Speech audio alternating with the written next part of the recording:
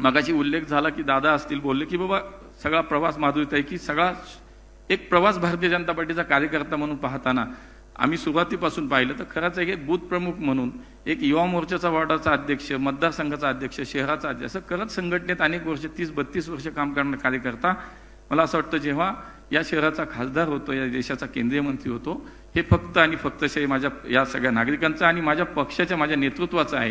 त्यामुळे मी हे प्रामाणिकपणे मान्य केलं पाहिजे। दादाही म्हणाले की कसा मंत्री झाला आम्हालाच नाही कळलं, मलाच नाही कळलं साहेब दादा, तर तुम्हाला काय सांग हे आपल्याला सगळ्यांना माहिती आहे महाराष्ट्रात अचानक काय घडतं कोण काय करतं हे सगळ्यांना माहिती आहे, ते इथं बसलेत आता त्यामुळे हे त्यांनाच एकट्याला माहिती होतं बाकी कुणाला काही माहिती नव्हतं। कारण मी झोपेतून उठल्यानंतर फोन नड्डाजींचा आहे मला खरंच वाटे ना मी 5 मिनिटं मलाच काय कळेन आणि यांचा फोन आला लगेच, म्हणजे हे आपल्याला माहिती आहे महाराष्ट्रात असं काय घडलं की ते कोण करतं। आणि त्यामुळे मला असं वाटतं की ह्या सगळ्या माझ्या प्रवासात एक गुरु म्हणून माझे मार्गदर्शक म्हणून वेळोवेळी खरं तर खूप मला त्यांची साथ मिळाली सहकार्य मिळालं। आणि आता उल्लेख झाला की केंद्रात आता मंत्री यांच्याशी अमित भाई असतील मोदीजी ते खरं तर खूप कडक हेडमास्टर मिळाले तिथं, हे एकदम तसे सौम्य आणि मवाळ हेडमास्टर आमच्याबरोबर कायम काम त्यांच्यावर मी केलं। आणि म्हणून मला या सगळ्या विषयात गेले जवळजवळ 20 वर्षे लोकप्रतिनिधी म्हणून सुद्धा नगरसेवक असेल स्थायी समिती असेल महापौर मला पुणेकरांना खरं मनापासून खरं धन्यवाद देईन की 20 वर्ष सातत्यानं लोकप्रतिनिधी म्हणून वेगवेगळ्या स्तरावरती काम करण्याची संधी माझ्या पुणेकरांनी मला दिली आणि ते मला आवर्जून निश्चितपणे या ठिकाणी उल्लेख केला पाहिजे आणि त्यांचे मला वाटतं आभार मी निश्चितपणे या ठिकाणी मानले पाहिजे। त्यामुळे माझ्या पक्ष नेतृत्वाचा माझ्यावरचा विश्वास माझ्या सहकारी कार्यकर्त्यांचं माझ्यावरची साथ आणि पुणेकरांचे आशीर्वाद या सगळ्या याच्यावरती आजपर्यंतचा हा सगळा प्रवास या ठिकाणी झाला।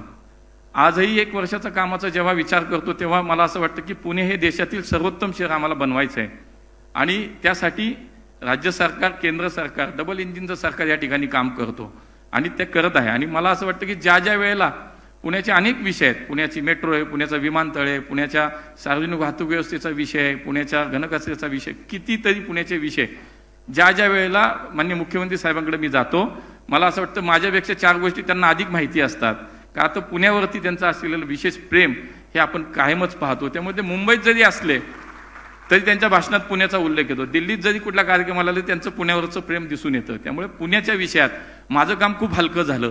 मी काय सांगायला गेलो की त्याच्या आधी 2 पावलं त्यांनी टाकलेलीच असतात, त्यामुळे मला सांगतात की हा ठीक हे करू, पण त्याच्या आधी ते पुढे गेलेलेच असतात। त्यामुळे पुण्याच्या भविष्याचा विचार करणारे महाराष्ट्राचं नेतृत्व मुख्यमंत्री म्हणून आम्हाला मिळालात आणि त्यामुळे आमच्यासारख्या कार्यकर्त्यांचं आम्ही असेल सगळे आमचे आमदार आहेत सगळे मंत्री सगळ्यांचं काम आमचं खूप हलकं झालं। त्यामुळे पुण्याच्या बाबतीत आपण विशेष प्रेम आपलं कायम दिसून आलं आणि म्हणून आम्हा मंडळींना पुण्याच्या विषयात कुठलंही काम हे अडचणीचं वाटत नाही। आणि म्हणून आज मला असं वाटतं की पुणे कुणी काही म्हणू मला असं वाटतं की राजकीय टीकाटिप्पणी होत राहते, पण मला असं वाटतं आजही गेले सातत्याने 8-10 वर्ष या देशातलं मोस्ट लेवल सिटी म्हणून पुणे सर्वोत्तम राहण्याचं शहर म्हणून पुणे पहिल्या आणि दुसऱ्याच क्रमांकावरती आहे। आणि म्हणून मला असं वाटतं की ते शेवटी कुणी 1-2 नाही करत, आपण सगळ्यांनी मिळून केल्यानंतर असं मला वाटतं की हे सगळं यश आपल्या सगळ्यांचं आहे। आणि म्हणून आज हे सगळं काम करत असताना 2 महत्त्वाची खाती मिळाली दादांनी उल्लेख केला आणि या सगळ्या खात्यामध्ये काम करत असताना मी निश्चित हा विचार करतो की शेवटी कुठेही देशभरामध्ये प्रवास झाला फिरलो तरी सुद्धा शेवटी जिथून मी निवडून आलो जिथं माझ्या लोकांनी माझ्यावरती प्रेम केलं त्यांच्यामुळे मी जिथे निवडून गेलो तर शेवटी त्याला प्राधान्य प्राथमिकता ही कायमच आयुष्यभर राहणार आहे।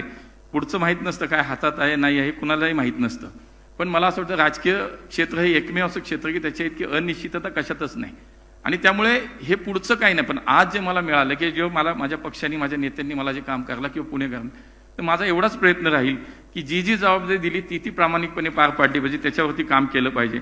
आणि म्हणून मला असं वाटतं की हे सगळं जे काम झालं 1 वर्षामध्ये काम त्या अहवालाच्या स्वरूपात येईलच, मी काय फार त्याच्यामध्ये बोलणार नाही, पण मी मगाशी म्हणालो तसं वरती काम करताना खूप काही गोष्टी शिकायला मिळतात, खूप काही अनुभव येतात आणि दिसायला खूप छान वाटतं बाहेर की मंत्री बाबा काय हवा आहे केंद्रात मंत्री गाडी घोडा, पण मी मगाशी म्हणलं इथले हेडमास्टर आमचे मवाळ होते सौम्य होते, थोडं काही चुकलं तरी थोडं काही नाही थोडं कधीतरी 1-2 वेळा नाही गेलं तर नाही बोलले की टेन्शन यायचं, तुम्ही माझ्याशी का नाही बोलले मला टेन्शन आलं, पण ते समजून घ्यायचं आपलं काहीतरी गडबड आहे, पण ते दुरुस्त आपण केलं की ते सगळं जागेवर यायचं। पण तिथं मात्र इतके कडक मास्तर आहेत, मला एकच उदाहरण मी फक्त सांगेन की ज्या वेळेला नुकतंच शपथविधी झाला आणि 6-7च दिवस झाले होते मागच्या एका कार्यक्रमात मी कुठं मी फार वेळ घेत नाही 5 मिनिटात संपवतो, तर त्या ठिकाणी त्याच दिवशी एक 6 दिवस झाले आणि आम्हाला संध्याकाळी माननीय मोदीजींनी सगळे मंत्रिमंडळांना सहज गप्पा मारायला घरी बोलवलं होतं पीएम हाऊसला, पण त्याच दिवशी सकाळी दिल्ली विमानतळावरती एक छत कोसळलं होतं आणि दिल्ली विमानतळाचं छत कोसळलं होतं आणि त्याच दिवशी संध्याकाळी आम्हाला सगळ्यांना बोलवलं होतं आणि सगळे राज्यमंत्री होते, कॅबिनेट मिनिस्टर नव्हते, कारण राज्यमंत्र्यांनाही कुठंतरी बाबा त्यांच्यासोबत संवाद करावा, त्यांची थोडी भीती कमी व्हावी असा कुठंतरी उद्देश त्यांचा होता. आणि सहज अशा एकदम अगदी इन्फॉर्मल गप्पा मारायला सुरुवात झाली. प्रत्येकाला सांगत होते की तुझी मिनिस्ट्री सांगा आणि तू हे सांग काय काय काम मिनिस्ट्रीत गेला का, रिव्ह्यू घेतला का, ब्रीफिंग घेतलं का, कसं वाटलं काय, आणि सांगा म्हणून. माझ्या वेळेला मी म्हटलं की माझ्याकडे सिव्हिल एव्हिएशन आणि सहकार. तर त्यांनी 2च मिनिटं थांबले, रुको आज दिनभर क्या किया. आता त्यांनी हे पहिलं चेक केलं की ह्या वेळेला हे तरी माहिती आहे का दिल्लीत आज ॲक्सिडेंट झाला विमानतळावरती. मग त्यांनी मला विचारलं की आज दिनभर क्या किया. आता त्याच्या पुढे अजून गंमत आहे बघा. आता तुम्हाला वाटत असं सोपं आहे काम, अजिबात नाही. तर तसं झालं मला आणि मी गेलो होतो म्हणून मी सांगितलं की सुबह ऐसा हुआ, दिल्ली एअरपोर्ट ॲक्सिडेंट हुआ, मैं हॉस्पिटल गया, बाद में एयरपोर्ट गया, ऐसा ऐसा. ठीक आहे, सगळं ऐकून घेतलं, मान हलवली आणि पॉज घेऊन मला म्हणले आपको पता है आप 2.5 घंटे लेट पहुंचे वहां पे. आता असं म्हटल्यानंतर मला वाटलं कुठून इथं आलो मी, काय करणं, आपला कार्यक्रम झाला वाटतं. ही जी पद्धत आहे. शिवाय त्याच्यानंतर आता परत एक 8-10 महिने झाले असतील हरियाणातल्या एका एअरपोर्टचं उद्घाटन होतं आणि खरं तर शेजारी बसायचं म्हणजे नको वाटतं. तुम्ही तिकडं बघा मी इकडं बघतो, असंच असतं सगळं ते.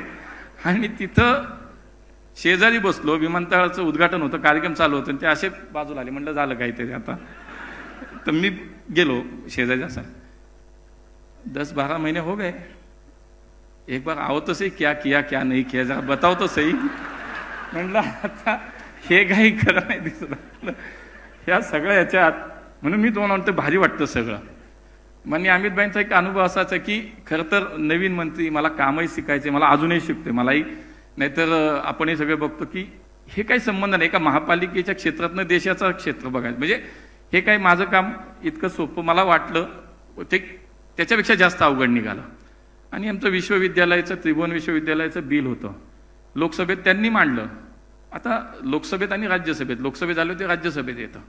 आणि लोकसभेत जसं बिल मांडून झालं त्यांनी मला बोलावून घेतलं.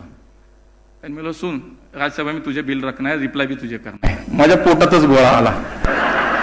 अरे तर माझा कार्यक्रम सुरू झालाय त्याच्या आधी संपायचा. मनातल्या मनात म्हणलं साहेब तुम्ही का रिस्क घेताय, काय रिस्क घेताय तुम्ही.